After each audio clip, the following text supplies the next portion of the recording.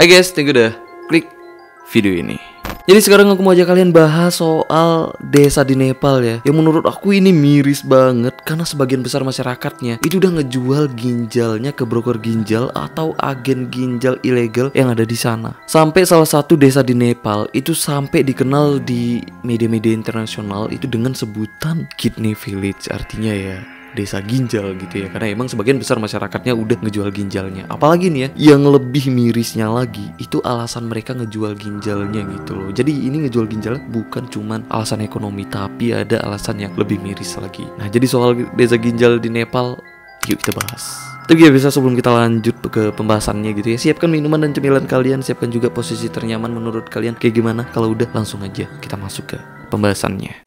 Jadi soal jual ginjal kita cuman tahu ini tuh ya cuman sebatas jokes gitu ya, ataupun cuman meme gitu loh, yang tujuannya emang untuk lucu-lucuan. Nah tapi di Nepal nih ini bener-bener terjadi loh, karena emang sebagian besar masyarakatnya yang ada di salah satu desa, yaitu desa Hoxie, itu masyarakatnya emang hidup dengan keadaan sebelah ginjal karena emang udah mereka jual gitu loh. Yang mana sampai desanya pun itu dapat sebutan yang kayak aku jelasin itu tadi gitu ya. Nama desanya ini disebut di media-media internasional yaitu sebagai Kidney Village. Ini semua pastinya ada hubungannya dengan gimana kondisi negaranya gitu loh, yaitu negara Nepal. Yang mana menurut dari artikel yang aku baca dan juga menurut dari data statistik yang aku dapat gitu ya, Nepal emang salah satu negara termiskin di dunia gitu loh, dan juga emang disebut sebagai negara yang paling enggak berkembang di dunia gitu ya. Nah mungkin soal ini ya, soal negara termiskin di dunia kita mungkin udah biasa gitu ya, dengar-dengar di YouTube atau dimanapun itu, mungkin ya udah biasa. Tapi ini yang ngebuat aku bener-bener kaget gitu ya soal Nepal, itu rata-rata pendapatan warga Nepal perharinya itu nggak nyampe $2 loh. Jadi itu cuman 1,25 US dollar, atau kalau dirupiahkan itu cuman sekitar 17 ribuan. Dan gak seimbangnya pendapatan dan kebutuhan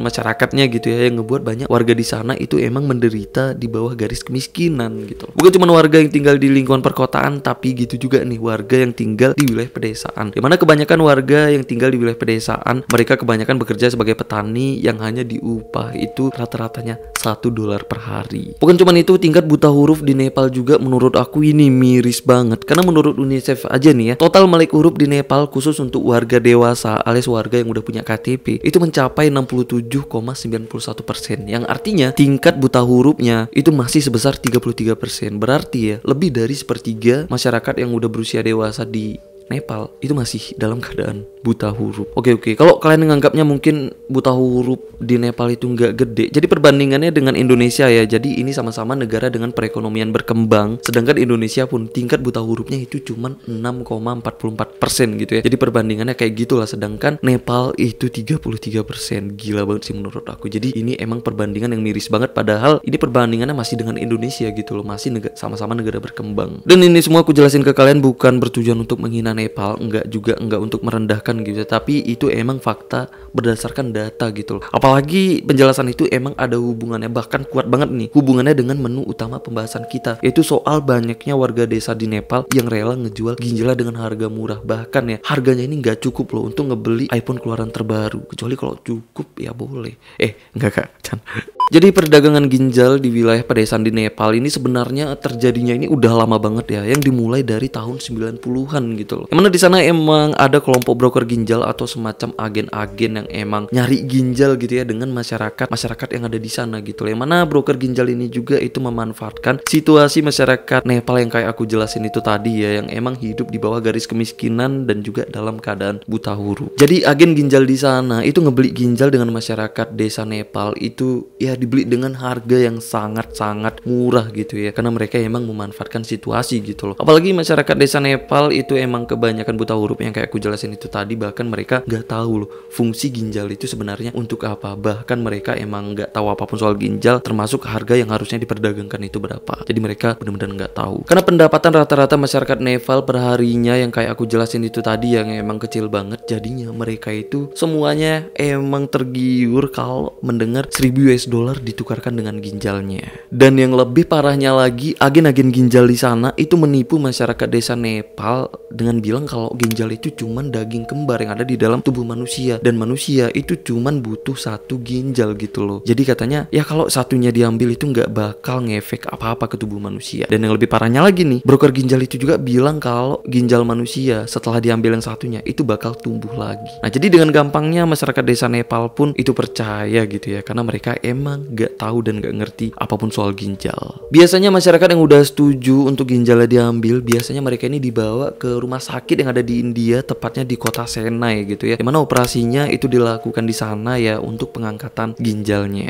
Di India sistem rumah sakit masih nggak begitu jujur dan juga nggak begitu ketat gitu ya secara keamanan. Jadinya ini mudah banget gitu loh untuk para agen ginjal memanfaatkan para dokter dan juga rumah sakit di sana untuk bisa dimanfaatkan untuk memuluskan ya bisnis licik mereka. Setelah itu ginjalnya itu diperdagangkan agen ginjal tadi ya, itu ke perdagangan organ ilegal yang emang ada di seluruh dunia gitu ya, terutama di rumah sakit India, Amerika Serikat, bahkan mereka ngejual ini ke Eropa juga. Karena ginjal emang salah satu organ yang paling banyak dicari di seluruh dunia gitu ya. Ini salah satu contohnya di Amerika Serikat aja, karena dari semua pasien yang emang sedang nunggu transplantasi atau donor organ, 83%-nya emang sedang nunggu transplantasi ginjal gitu loh. Jadi ginjal emang organ yang paling banyak dicari, yang paling banyak ditunggu di Amerika Serikat. Dan agen ginjal Nepal tadi, pasti mereka ngejual ginjal yang udah mereka beli dari masyarakat desa Nepal, itu dijual ke banyak negara yang emang membutuhkan ginjal gitu. Yang pastinya itu dijual dengan harga yang super mahal kalau dibandingkan $1.000 yang mereka beli dari masyarakat Nepal yang emang gak ngerti dengan konsep ginjal.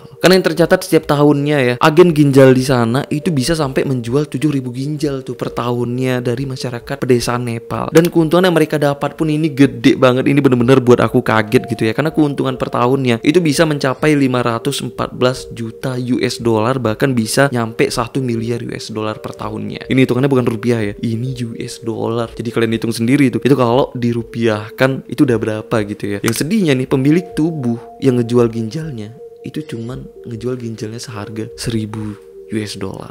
Dengan nominal 1.000 US dollar itu pastinya angka yang gede gitu ya, terutama untuk masyarakat Nepal yang tinggal di wilayah pedesaan gitu loh. Yang mana mereka juga merasa beruntung karena udah menjual ginjalnya dengan harga itu. Apalagi mereka percaya nih ya dengan para agen ginjal yang bilang kalau ginjal mereka ini bakal tumbuh lagi. Nah setelah mereka merasa beruntung setelah dapat 1.000 US dollar setelah jual ginjalnya gitu ya, jadi biasanya mereka ini malah merekomendasikan ide bagus menurut mereka ini itu ke temennya, kerabatnya, dan juga keluarganya gitu loh. Nah jadi karena ini banyak yang ikut-ikutan, jadinya ya makin banyak gitu loh masyarakat di sana yang memilih untuk menjual ginjal cuman untuk ngedapatin 1.000 US dollar. Setelah setahun atau bahkan kurang dari setahun setelah mereka hidup tanpa ginjal, dan di sini baru efeknya itu berasa gitu ya. Yang akhirnya kesehatan mereka pun itu mulai menurun secara drastis karena kestabilan tubuh mereka tuh pasti terganggu gitu ya kalau keadaan ginjalnya itu cuma sebelah. Yang mana karena ini mengharuskan mereka itu melakukan mencuci darah di rumah sakit gitu loh, dengan biaya yang pastinya nggak murah. Apalagi kalau mereka mau transplantasi ginjal itu harganya ya ribuan kali lebih mahal dibandingkan mereka itu harus cuci darah. Di sinilah biasanya masyarakat desa Nepal itu baru menyesali gitu ya, karena di sini mereka baru sadar juga ternyata tubuh manusia itu emang membutuhkan 2 ginjal gitu loh untuk kesehatan. Apalagi di sini mereka baru sadar juga kalau ternyata ginjal yang udah mereka jual itu nggak bakal tumbuh lagi. Apalagi nih ya, penyesalan mereka itu makin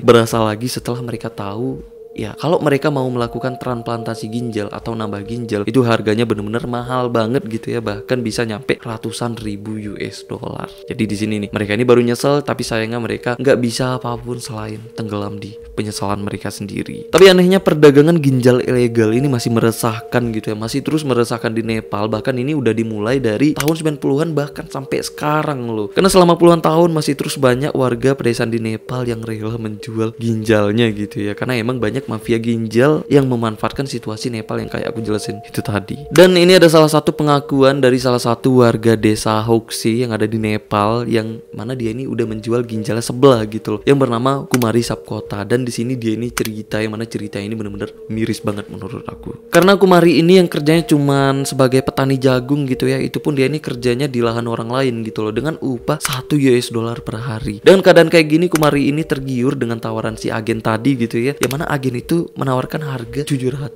US dollar. Bayangin coba, ini di bawah 1000 US dollar gitu ya. Dan ini pun 700 US dollar ini nggak dia dapatkan full, bahkan ini udah gede banget nih dipotong. Jadi pas dia setuju dengan harga ginjal yang dibeli dengan harga 700 US dollar, jadi Kumari ini tuh dibawa gitu loh ke India, tepatnya di kota Chennai yang kayak tadi nih. Karena di sana emang sering dijadikan agen ginjal ilegal di Nepal itu untuk melakukan operasi gitu ya, atau pengangkatan ginjalnya. Karena rumah sakit di kota Chennai juga emang dianggap bisa gitu loh kerjasama dengan para agen ginjal ilegal. Jadi selama di kota Chennai, si agennya ini tuh ngasih nama samaran dan juga ID palsu gitu ya untuk Kumari ini, dan juga ngasih hotel nih untuk penginapannya selama beberapa hari di sana untuk nunggu operasinya. Terus di hari H barulah Kumari ini tuh dibawa ke rumah sakit. Di sana dia ini disuntik pingsan gitu ya selama seharian penuh gitu loh. Dan begitu dia sadar, dia ini yang ngelihat gitu ya kalau bagian perutnya itu udah ada bekas luka operasi. Dan disitulah ya ginjalnya udah diambil. Pas semuanya selesai, jadi Kumari ini tuh cuman dibayar dengan agen ginjal tadi itu cuman 100